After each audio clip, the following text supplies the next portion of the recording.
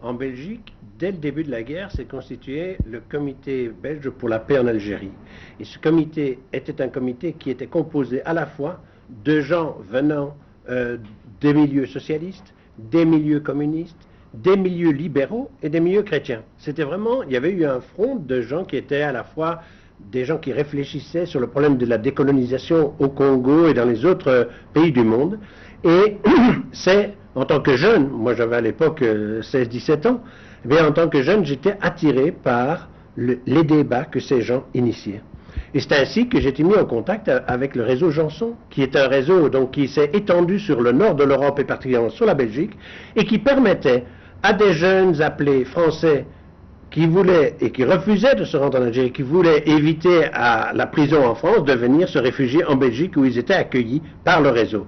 Et ce réseau va continuer à se développer, va faire des comités d'aide médicale, des comités de soutien, mais des comités aussi d'assistance juridique. Et c'est ainsi que vous aurez une série de grands noms avocats du FLN, dont entre autres Serge Moureau en Belgique, qui était un des grands noms avocats du FLN à partir de ces années-là.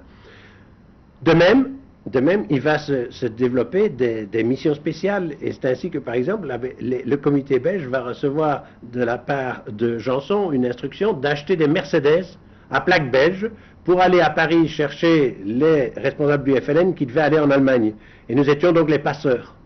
Alors, en Belgique, on avait constitué des réseaux qui faisaient à la fois des faux passeports, des cartes d'identité fausses, et tout ça avec la complicité de gens qui étaient dans les organes de l'État belge. Je peux vous raconter l'histoire d'un bourgmestre, donc d'un maire d'une des communes de Bruxelles. C'est lui qui nous passait les cartes d'identité pour faire des cartes d'identité pour les résistants algériens qui devaient se protéger contre la police française ou qui devaient fuir la France.